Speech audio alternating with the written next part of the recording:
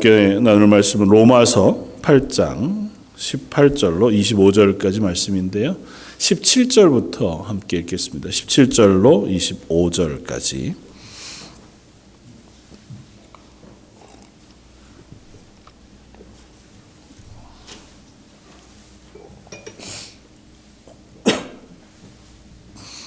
로마서 8장 17절로 25절까지. 신약성경 250쪽에 있는 말씀입니다. 찾았으면 우리 한 목소리 같이 한번 봉독하겠습니다. 자녀이면 또한 상속자 곧 하나님의 상속자요 그리스도와 함께 한 상속자니 우리가 그와 함께 영광을 받기 위하여 고난도 함께 받아야 할 것이니라. 생각하건대 현재의 고난은 장차 우리에게 나타날 영광과 비교할 수 없도다. 피조물이 고대하는 바는 하나님의 아들들이 나타나는 것이니 피조물이 허무한데 굴복하는 것은 자기 뜻이 아니요 오직 굴복하게 하시는 이로 말미암음이니라. 그 말하는 것은 피조물도 썩어짐의 종 노릇하는 데서 해방되어 하나님의 자녀들의 영광의 자유에 이르는 것이니라. 피조물이 다 이제까지 함께 탄식하며 함께 고통을 겪고 있는 것을 우리가 아느니라. 그뿐 아니라 또한 우리 곧 성령의 처음 익은 열매를 받은 우리까지도 속으로 탄식하여 양자될 것 곧 우리 몸의 속량을 기다리느니라. 우리가 소망으로 구원을 얻었음에 보이는 소망이 소망이 아니니 보는 것을 누가 바라리요? 만일 우리가 보지 못하는 것을 바라면 참음으로 기다릴지니라. 아멘. 장로님 기도하신 것처럼 지금 이제 사순절이라고 하는 기간을 지나갑니다. 개혁교회에서 저희가 교회력을 따른 이 절기들을 꼼꼼하게 지켜가지는 않지만 사순절이라고 하는 기간은 부활절을 앞두고 40일간의 기간 동안에 예수님의 십자가의 구원을 묵상하고 또 기도하면서 은혜를 우리가 사모하는 시간들로 보내어지는 기간입니다. 그래서 나누어드린 묵상 자료 또 여러 자리에서 기도하시면서 예배하면서 예수님의 십자가의 구원에 대한 사실을 우리가 묵상하면서 지나갑니다.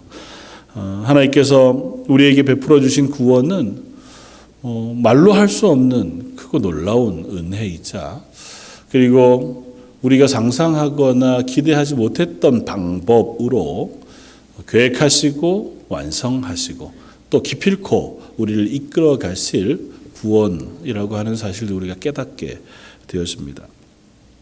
그래서 늘 고백하지만 그 하나님이 허락하신 구원의 기쁨과 감격이 오늘을 살아가는 나의 삶을 기쁨으로 감사로 항상 채울 수 있으면 좋겠다. 그런 고백을 하게 됩니다.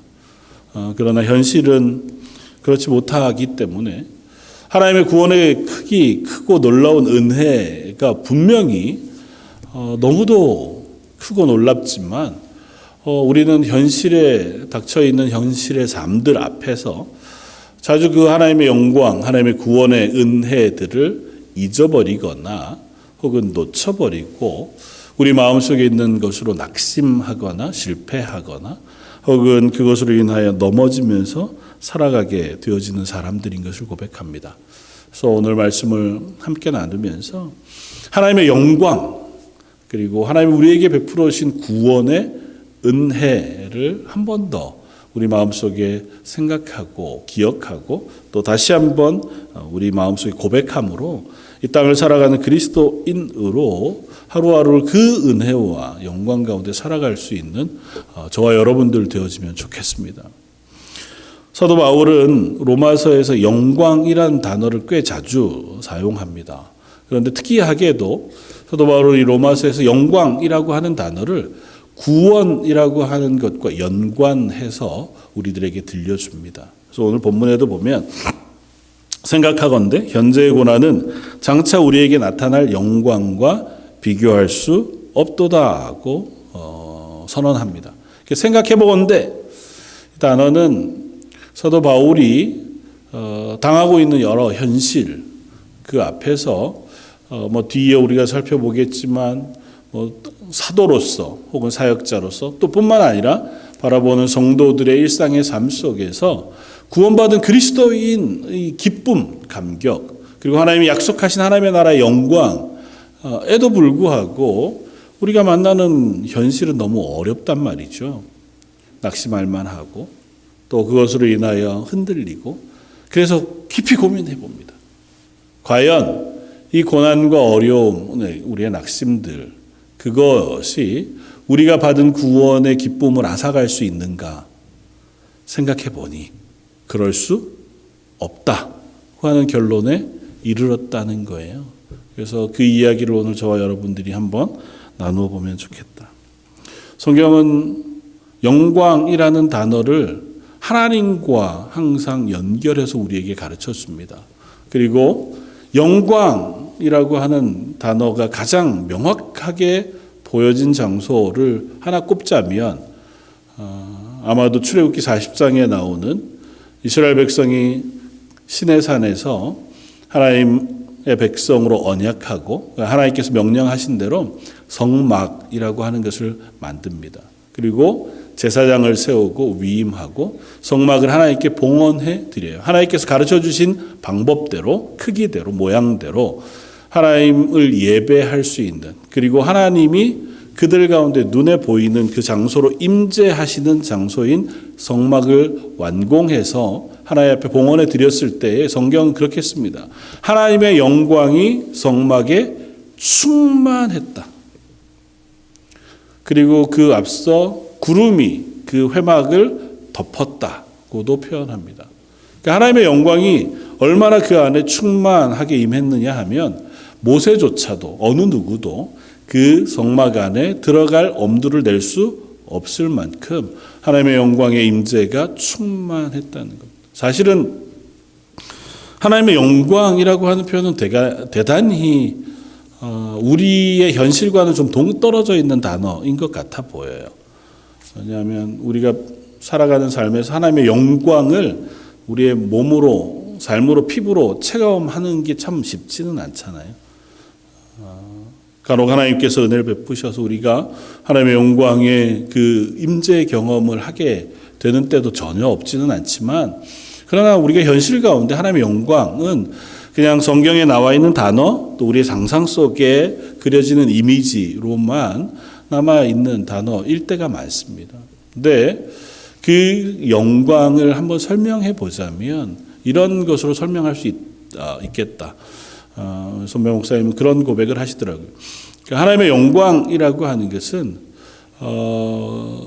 너무도 위엄하고 또 크시고 놀라우신 존재가 임하셨을 때 그 존재 이외의 것들이 전혀 아무런 존재로서의 가치를 느끼지 못하는 상태.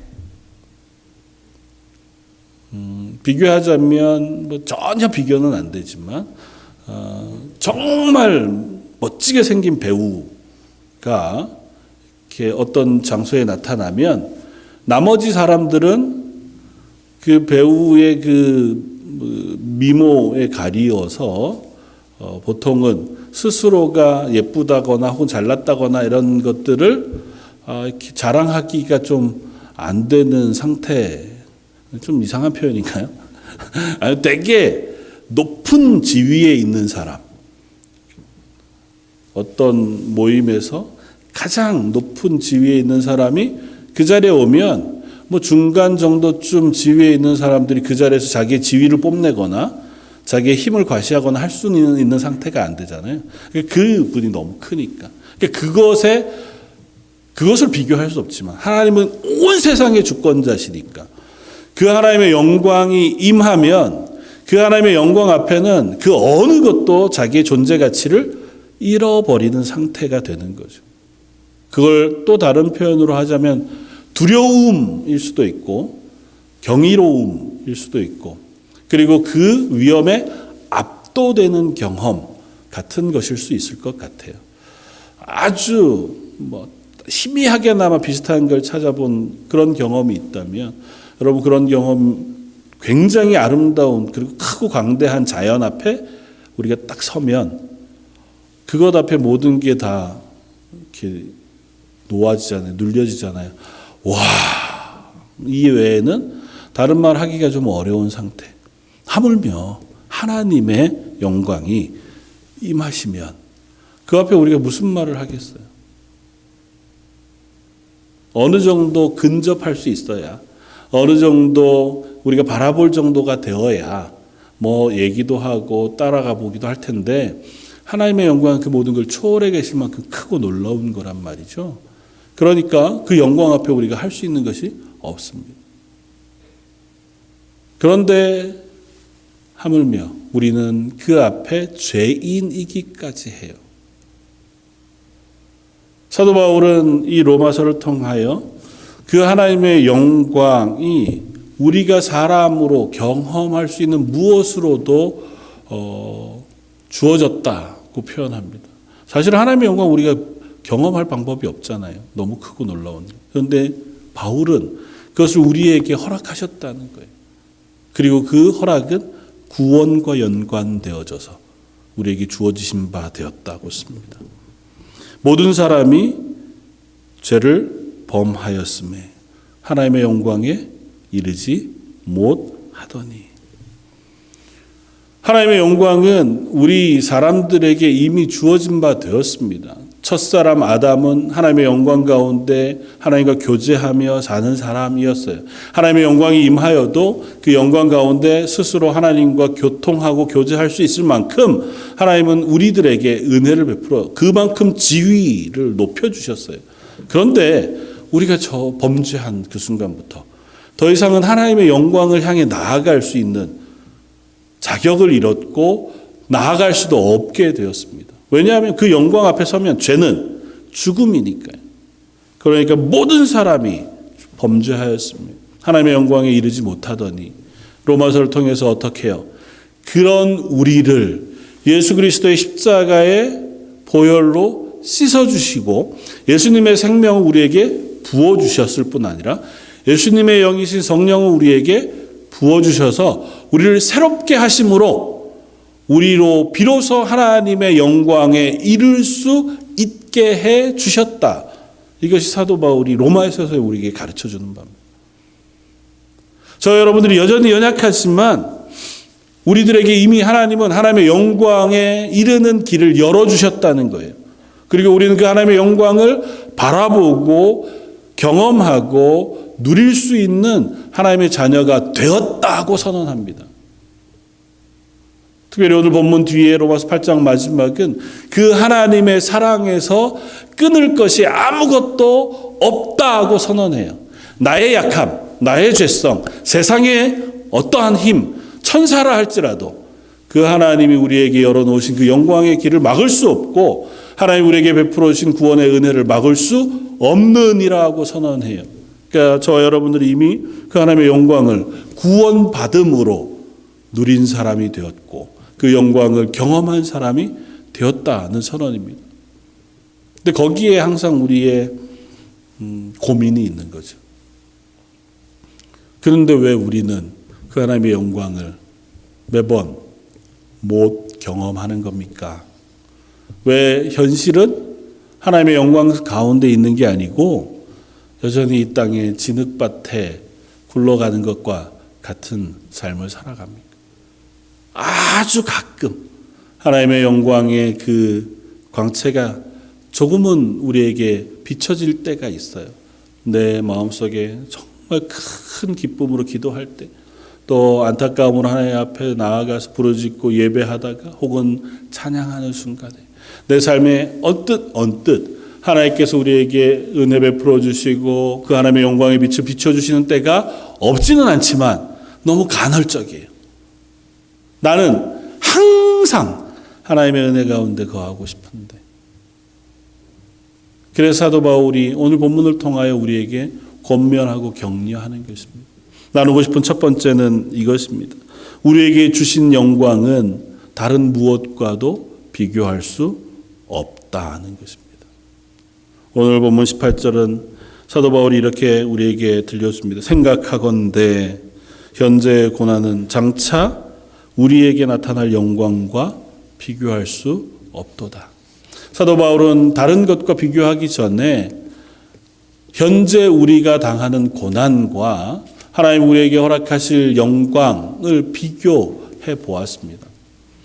왜냐하면 현실은 하나님이 우리에게 주신 구원의 은혜와 하나님의 영광의 임재를 약속하셨음에도 불구하고 현실은 고난과 어려움이거든요. 뭐 고난과 어려움만 있는 것도 아니죠. 그러나 이제 사도 바울의 입장에서의 진술을 우리가 살펴보자면 본문 뒤에 자기가 당하는 혹은 교회, 성도가 그리스도인으로 당하는 현실을 몇 가지로 썼습니다. 35절에 누가 우리를 그리스도의 사랑에서 끊으리요. 그리고 현실에서 당하는 어려움을 환난, 곤고, 박해, 기근, 적신, 위험, 칼. 이제 그때 당시에 교회가 그리스도인이기 때문에 당했던 가장 극심한 고난을 표현하자면 이런 것들이라는 거죠. 사도 바울이 그 고난과 하나님이 허락하신 구원의 은혜를 비교해 보았습니다. 그런데 사실은 이 말씀이 우리에게는 좀 멀어 느껴집니다. 여러분들은 여러분들의 삶에서 고난이나 기근이나 학대나 박해나 칼이나 굶주림이나 이런 것들을 경험하고 사십니까? 내가 그리스도인이기 때문에? 아니, 잘 안 그렇잖아요. 감사한 일이지만 우리의 문제, 우리가 이 땅을 그리스도인으로 살아가면서 만나게 되어지는 어려움은 사실 사도 바울이 이야기하는 이런 어떤 적극적이고 되게 크고 이런 어려움이 아니에요. 그래서 오히려 이 말씀이 멀게 느껴져요. 우리가 당하는 고난은 대부분은 우리의 죄 때문에 일어나는 실패로 기인한 것일 때가 많아요. 우리의 믿음이 약하기 때문에, 우리의 결심이 연약하기 때문에, 혹은 이 땅에서 우리의 욕심과 욕망이 우리를 뒤흔들기 때문에, 그래서 믿음으로 살지 못하게 하고 흔들리게 하고 하나님의 은혜 가운데만 있지 못하고 이 땅에 죄악의 삶, 그 자리에 같이 서고 같이 걷고 같이 살아가는 그 삶을 살기 때문에 생기는 괴로움, 낙심, 힘겨움, 혹은 분노, 절망 이런 것들이 오히려 더 크거든요. 거기에 물론 외부에서 오는 어려움도 있죠. 내 속에서만이 아니고 관계 속에서 혹은 상황 속에서 여전히 그리스도인이기 때문에 믿음을 지키기 위해서 당하는 고통과 고난도 없지는 않죠. 그런 것들이 우리를 어렵게 하니까 이 말씀을 읽다가 보면 아, 그렇지. 이분들이야. 근데 나는 이 정도도 아닌데 왜 그러나? 아니 근데 생각해 보면 그 크기와 모양의 차이가 아니에요. 그리고 그것이 외부에서 오는 박해냐 내 안에서 오는 갈등이냐를 굳이 구분하지 않아도 됩니다. 물론 구분할 필요가 없어요. 그것들로 인하여 우리는 넘어지거든요. 그걸로 인하여 하나님이 허락하신 기쁨을 놓쳐버립니다. 그럴 때에 생각해 보자는 겁니다. 바로 그때에 과연 내가 연약함으로 넘어진 실패, 나 스스로를 바라보면서 느끼는 자괴감, 혹은 내가 그리스도인으로 살지 못하게 하는 숱한 문제들, 그런 것들 하나하나 한쪽 저울 위에 올려놓고 다른 쪽 저울 위에다가 하나님이 내게 허락하신 구원의 은혜, 하나님이 내게 약속하신 하나님의 영광의 크기를 올려놓고 비교해 보자는 거예요. 과연 이 땅의 연약함과 이 땅의 고난과 이 땅의 어려움이 하나님이 우리에게 약속하신 구원과 은혜를 이길 만큼 무겁냐고요. 그럴 수 없다는 것입니다. 하나님 우리에게 약속하신 그 구원과 하나님의 나라의 영광은 이 세상의 그 무엇과 비교해도 크고 무거우신 것일 수밖에 없어요. 무게로 뭐 따질 수 없죠. 하나님의 영광이 임하시면 내 제약이 뭐 그렇게 대단한 게 되겠어요? 내 연약한 게 그렇게 뭐 문제가 되겠습니까? 하나님이 내게 임하시면 우리를 향해 닥쳐온 어떤 도전과 위험, 이 세상의 고난이 뭐 그렇게 큰 문제가 되겠어요? 하나님이 내 옆에, 하나님이 나와 함께, 내가 하나님과 함께 있다면 그것으로 모든 것은 다 사라지지 않겠습니까? 사도 바울은 그 이야기를 하는 겁니다. 지금 우리가 아직은 현실에 있어요. 그래서 현실에는 우리가 당하고 있는 여러 가지 일들이 있어요. 배고플 수 있습니다. 가난할 수 있고, 누가 나를 괴롭힐 수 있습니다. 애매히 나를 모함할 수도 있어요. 뒤에서 욕하기도 하고, 우리의 재성이 나를 넘어뜨리기도 하고, 우리의 부족한 것들이 얼마든지 나를 실패의 자리에 놓기도 합니다. 속에서 자꾸 나 스스로가 얘기해요. 야, 그따위로 살아가지고 뭐 그렇게 대단한, 너는 자격이 없어. 너는 우리 속에서 일어나는 숱한 고민과 갈등들이 우리를 넘어지게 하고 우울하게 하고 절망 가운데 놓이게 하고 하나님 앞에서 기쁨과 감사로 사는 게 아니라 우리를 어렵고 힘겹고 절망하고 슬프게 할지라도 그럴 때 멈추어 서서 우리가 생각해 보자는 겁니다. 그런 나를 위하여 허락하신 하나님의 구원이 얼마나 큰 것인가.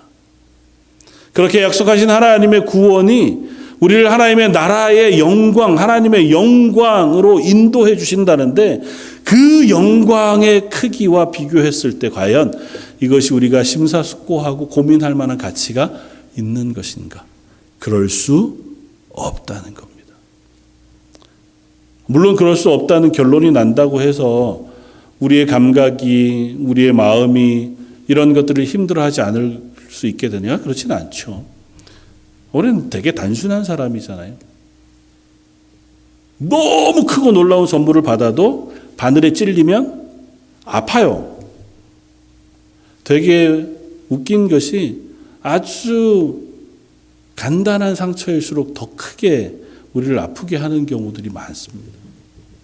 크고 우리를 완전히 무너지게 할 만한 상처나 병들은 꽤 오랜 시간이 걸려서 우리를 그 통증으로 데리고 가지만 보통은 뭐 종이에 벤다든지 칼에 벤다든지 뭐 가시에 찔린다든지 이런 것처럼 아주 단순한 것들은 우리를 바로 극심한 고통에 이르게 합니다. 그 고통이 사라지지는 않아요. 우리 이 땅을 사는 동안 우리가 만나는 고난들은 여전히 우리를 아프게 할 겁니다. 그리고 여전히 우리가 가지고 있는 연약함들은 우리를 스스로 자꾸 절망하게 하고 낙심하게 할 거예요. 그때마다 기억할 것은 내가 받은 구원이 얼마나 큰 것인가. 하나님 날 위하여 약속하신 그 구원이 도대체 얼마나 놀라운 방법인 예수 그리스도의 십자가를 통하여 허락해 주신 것인가. 그리고 그것을 통하여 우리를 어디로? 하나님의 영광으로 인도하시겠다고 약속하고 계시는가. 그리고 그 약속은 결코 끊어지지 않는 약속으로 우리에게 주어진 것인가를 묵상할 수 있으면 좋겠습니다. 그래서 다시 용기를 내서 그렇지. 그래도 나는 하나님이 나를 구원하신 하나님의 사람이지. 하나님이 내 기도를 들으시고 나를 이기게 하실 줄 믿습니다 하고 용기를 낼 수 있는 저와 여러분들이었으면 좋겠습니다. 하나님 우리를 하나님의 영광에 이르게 하기 위하여 오늘 본문 말씀에 우리를 자유케 하기를 원하신다고 말씀해요. 오늘 본문 21절에 그 바라는 것은 피조물도 썩어짐의 종 노릇하는 한 데서 해방되어 하나님의 자녀들의 영광의 자유에 이르는 것이니라. 피조물이 다 이제까지 함께 탄식하며 함께 고통을 겪고 있는 것을 우리가 안다. 심지어 우리 곧 성령의 처음 익은 열매를 받은 우리까지도 속으로 탄식하고 있어요. 뭐냐 하면 이 땅 가운데선 육신의 사람이기에 죄의 종노릇하는 자리에 놓여 있었다는 것입니다. 그런데 하나님께서 그 우리를 어떻게 하셨다고요? 속량해 주셨다. 그뿐 아니라 또한 우리 곧 성령의 처음 익은 열매를 받은 우리까지도 속으로 탄식하며 양자될 것 곧 우리 몸에 속량을 기다리느니라. 우리가 소망으로 구원을 얻었습니다. 하나님이 우리가 이 땅을 사는 동안 죄의 종노릇하는 사람 그 자리에서 속량 건져내서 더 이상은 죄의 종노릇하지 아니하는 하나님의 자녀의 자리에 옮겨 놓으셨다는 거예요. 아직은 우리가 소망 가운데 기다리지만 육신을 가지고 있어서 그러나 하나님 그 구원을 약속하셨다고 말씀합니다. 그러므로 우리는 여전히 이 땅 가운데 연약할지라도 하나님이 약속하신 구원과 그 속량을 받은 사람으로 이 땅 가운데 그 구원의 크고 놀라우심을 마음에 품고 그 하나님 앞에 나아갈 수 있는, 그 소망 가운데 설 수 있는 저와 여러분들이었으면 좋겠습니다. 사도 바울은 여러 곳에서 그 구원의 결론에 대해서 얘기해 줍니다. 빌립보서 3장 21절에 그는 우리의 낮은 몸을 자기의 영광의 몸의 형체와 같이 변하게 하시리라.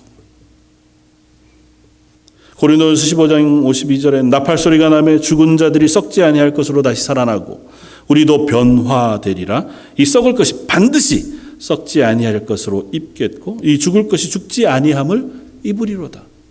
그때 반드시 우리가 하나님의 영광의 몸으로 하나님의 영광으로 인도되어질 것이라고 확신해요. 그 확신이 저와 여러분들에게도 소망이 되어지기를 바랍니다. 두 번째, 현재의 고난은 하나님의 영광으로 인도하는 길이라고 하는 사실을 우리가 잊지 말아야 합니다. 오늘 본문 앞쪽 17절은 우리에게 이렇게 들려줍니다. 자녀이면 또한 상속자 곧 하나님의 상속자요 그리스도와 함께 한 상속자이니 우리가 그와 함께 영광을 받기 위하여 고난도 함께 받아야 할 것이니라. 뭐라고 얘기한다고요? 예수 그리스도와 함께 영광을 받기 위하여 고난도 함께 받아야 할 것이니라. 이 땅에 살아가는 동안 고난 없이 하나님의 영광에 이르면 좋겠지요. 그러나 고난 없는 영광은 없습니다. 고난은 하나님의 영광으로 인도하는 길이에요. 우리가 그 고난을 통과할 때 비로소 우리는 하나님의 영광에 이를 수 있습니다. 사도 바울이 쓴 편지들, 신약 성경의 모든 성경에서 이 이야기를 해요. 그 고난은 여러 가지 형태의 모양, 여러 가지의 삶의 어려움과 문제들일 수 있습니다. 그러나 그것들을 통과할 때 비로소 우리는 하나님의 자녀, 하나님의 영광에 이룰 수 있게 되어진다고 말합니다. 왜냐하면 그걸 통과해 나아가야 비로소 우리가 하나님이 우리에게 약속하신 구원의 은혜를 깨달을 수 있기 때문이에요. 고난은 내가 가기 전에 먼저 예수님이 가신 길이에요. 예수님이 우리의 죄를 먼저 지시고 우리의 짐을 지신 예수님께서 고난을 먼저 당하심으로 그 십자가를 향하여 구원의 길을 걸어가셨습니다. 예수님이 왜 고난을 당하셨습니까? 우리의 죄 때문에. 죄를 해결하기 위해서 우리를 죄인된 자리에서 성량하여 하나님의 영광의 자리에 옮기시기 위하여 반드시 이 죄를 인한 고난의 자리가 통과되어져 가야 했다고요. 죄 없으신 예수님께서 왜 조롱을 받으시고 왜 침뱉음을 받으시고 성경의 본문을 보면 예수님의 뺨을 때렸다고 하고 예수님에게 침을 뱉었다고 하고 예수님을 조롱했다고 얘기합니다. 눈을 가려놓고 예수님을 조롱하고 예수님에게 가짜로 절하면서 예수님을 조롱한 사람들의 무리들의 이야기를 우리가 듣습니다. 손으로 치고 채찍으로 때렸습니다. 예수님이 우리 위하여 죽으셨다고 하는 것도 감당하기 어려운데 예수님은 고난을 당하셨다. 예수님은 배반당하셨습니다. 사랑하는 무리가 예수님에게 등을 돌렸고 사랑하는 12제자 중에 한 사람이 예수님을 팔았습니다. 이 땅에서 인간으로 당할 수 있는 모든 고난을 예수님은 당하셨습니다. 왜요? 우리의 죄를 사하시기 위하여. 그리고 예수님이 우리에게 말씀합니다. 아무든지 나를 따라오려거든 자기를 부인하고 자기 십자가를 지고 날마다 나를 따를 것이다. 저 여러분들이 그리스도인의 땅을 살아간다고 하는 것은 예수님의 뒤를 따라가는 거예요. 이미 예수님으로 인하여 하나님의 영광에 이르는 길을 열어두셨지만 그 길은 또한 이 땅에서 때로는 고난을 당하고 환난을 당하고 어려움을 당하는 길이에요. 외부로부터 오는 고난뿐만 아니라 우리 내적인 갈등도 끊임없이 일어날 수밖에 없습니다. 왜요? 우린 죄인인데 생각하는 것은 죄의 소욕들인데 하나님이 이끄시는 것은 하나님의 나라의 영광이니 그곳으로 결론 내기 위해서는 자꾸 우리 마음속에 싸움이 일어날 수밖에 없어요.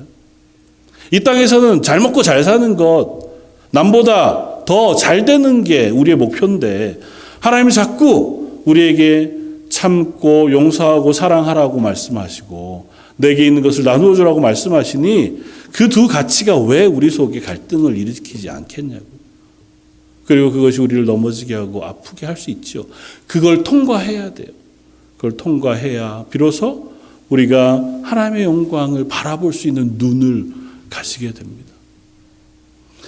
오늘 칼럼에도 썼지만 지난주 말씀을 묵상하다가 한국의 남포교회 원로 목사님이신 박영선 목사님 이렇게 유튜브에 올려놓으신 영상을 하나 보게 되었습니다. 제목이 좀 너무 어려운 거여서 좀 그렇긴 했는데 그런 고백을 하시더라고요.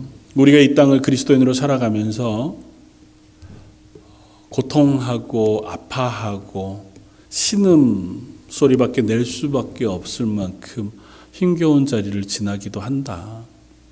그리고 그때 우리가 할 수 있는 거라고는 신음소리를 내고 안타까이 고통하며 외치고 부르짖고 슬퍼하고 힘겨워하는 것밖에 없다. 그러나 그것이 결코 가치 없는 일이 아니다. 왜냐하면 신음소리를 내고 고통스러워 소리를 지르고 부르짖고 아파하는 것은 그 현실을 견뎌내기 위한 우리의 노력이다. 그렇게 말씀하시더라고요. 선뜻 이해가 잘 안 되죠. 근데 만약에 어떤 현실에 문제가 있어요. 그게 내 것이든 외부의 것이든. 그것이 닥쳐왔는데 그걸 내가 감당할 마음이 없어. 내 삶을 놓았어. 더 이상은 나는 끝이라고 생각하면 그 사람 더 이상 고통스러워하지 않아. 그 사람은 그냥 환하게 웃으면서 죽음을 맞이하는 것으로 끝낼 거예요. 그런데 살기로 작정하니까 고통스러워하고 아파하고 신음하고 부르짖고 그렇게 하는 것이라는 것.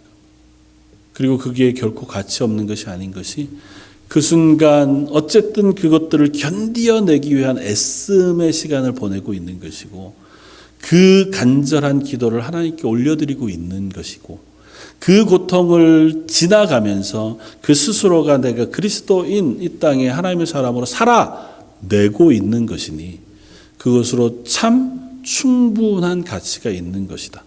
그러므로 그 시간을 지날 때에 절망하지 말라. 그 시간을 지날 때 오히려 하나님의 은혜를 구하고 하나님의 소망을 구하는 자리에 서기를 바란다. 전 한편으로 참 귀한 은혜가 되었습니다. 잘 모르겠어요. 여전히 고통이 없이 그리스도인으로 살고 싶습니다. 그리고 갈등 없이 믿음의 길을 걷고 싶습니다. 항상 마음에 결정하는 게 하나님 기뻐하시는 것이었으면 좋겠고 내게 여타한 어려움이 있더라도 아멘 감사함으로 얼굴이 막 천사와 같이 평안하게 그리스도인으로 살 수 있으면 참 좋겠습니다. 그러나 안 되더라고요. 안 될 때 신음하며 아파할 수 있으면 좋겠다. 그것도 하나님 앞에서 내가 그리스도인으로 사는 애씀이겠다 생각합니다. 내가 너무 연약해서 하나님 앞에 부끄러울 때 하나님 앞에 울며 불며 하나님 나는 왜 이런 건가요? 그렇게 외치는 것은 내 스스로가 부끄러운 줄 알기 때문이잖아요. 내게 닥쳐오는 고통 그것들을 내가 이길 수 없어서 발버둥 치면서 하나님한테 막 소리 지를 때에 그 소리 지르는 건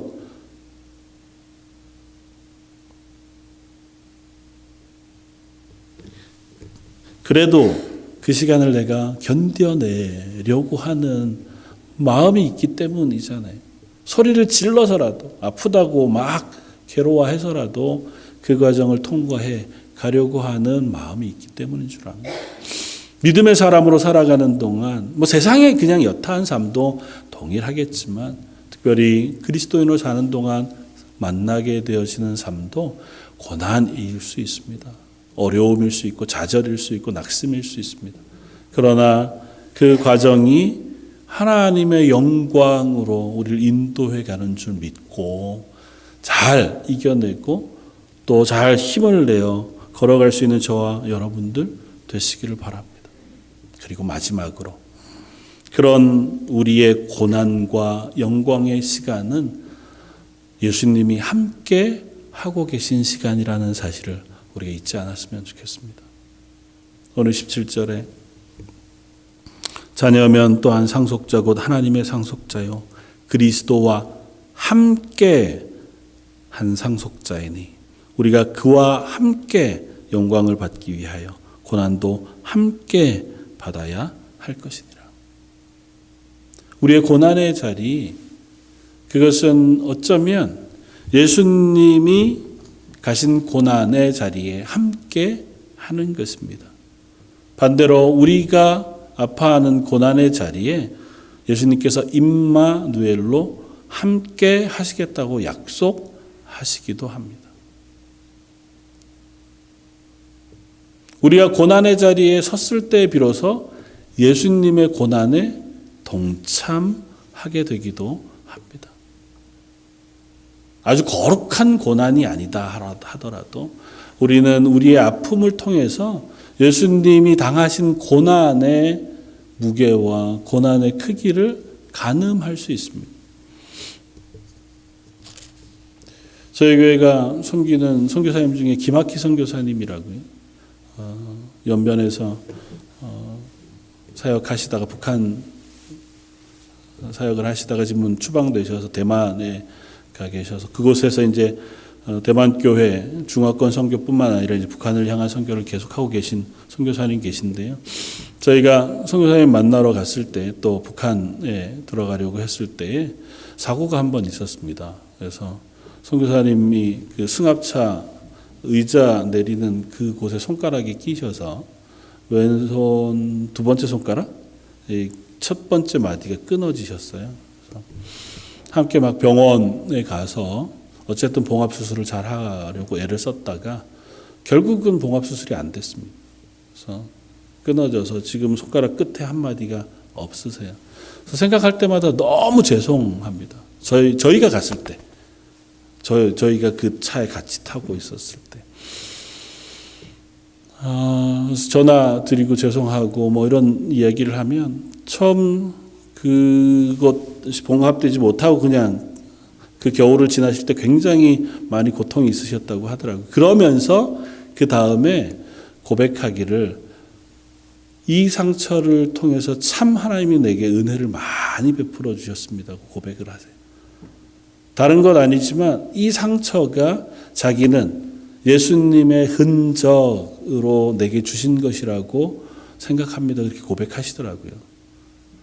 내가 이 고통을 생각할 때마다 그리고 겨울이 되면 이 끝마디에 오는 그 아픔과 고통들이 내 속에 계속 확인될 때마다 예수님이 당하신 십자가의 고난, 고통은 얼마나 크고 어려운 것이었을까를 묵상할 수 있게 되더라.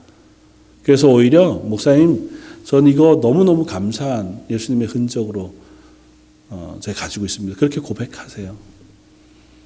잘 모르겠습니다만 저희가 이 땅에서 가지게 되어지는 어려움 혹은 마음의 상처 혹은 내 스스로의 절망, 그게 무엇으로 인한 것이든 그 고통을 통해서 예수님의 십자가를 묵상할 수 있다면 얼마나 크고 아름다운 일이겠습니까?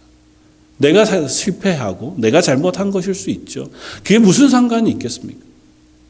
우리가 정말 남을 위하다가 닥친 상처, 너무너무 하나님의 사람으로 살다가 만나는 고난, 그런 거면 더 좋겠죠. 그러나 혹 그렇지 않다 하더라도 내가 연약해서, 내가 부족해서, 혹 내게 닥친 어려움과 고난이라 할지라도 그 고통을 생각할 때, 이 죄악 때문에 예수님이 십자가를 지셨구나. 이 실패 때문에 예수님이 나를 대신하여 죽으셨구나.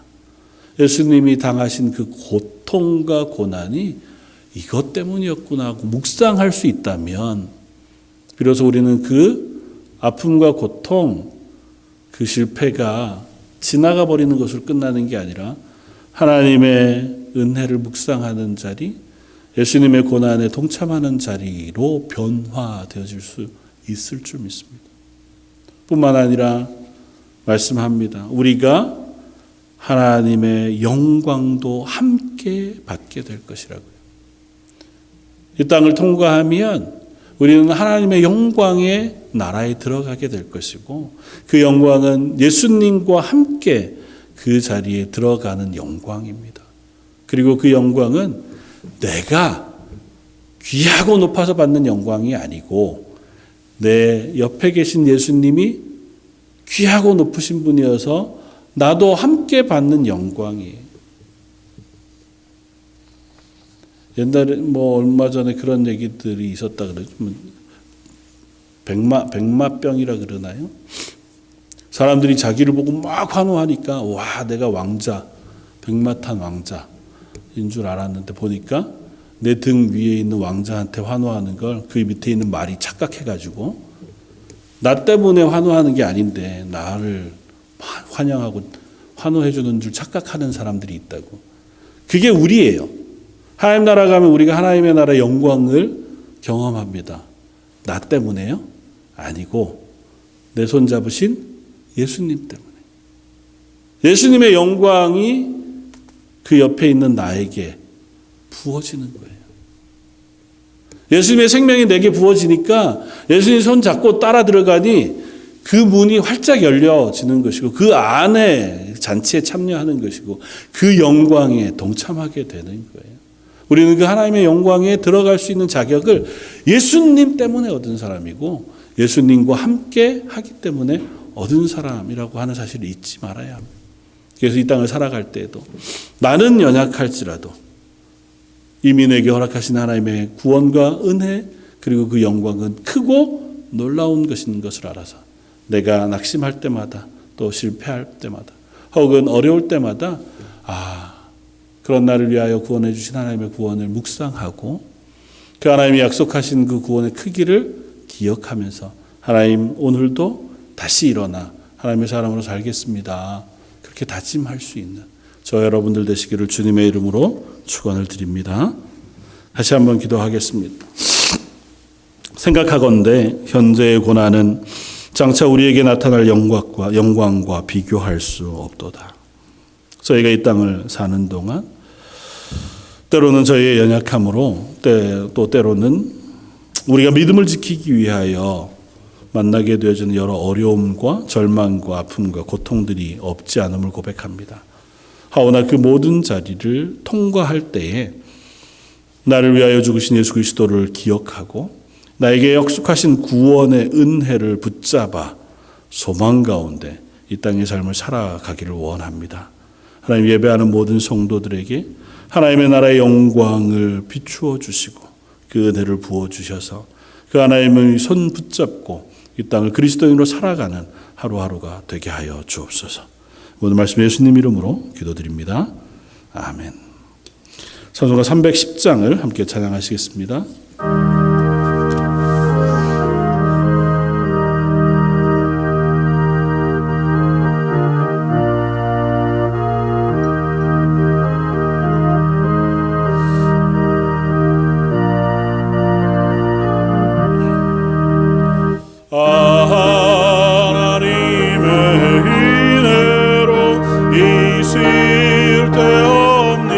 자 외에서 가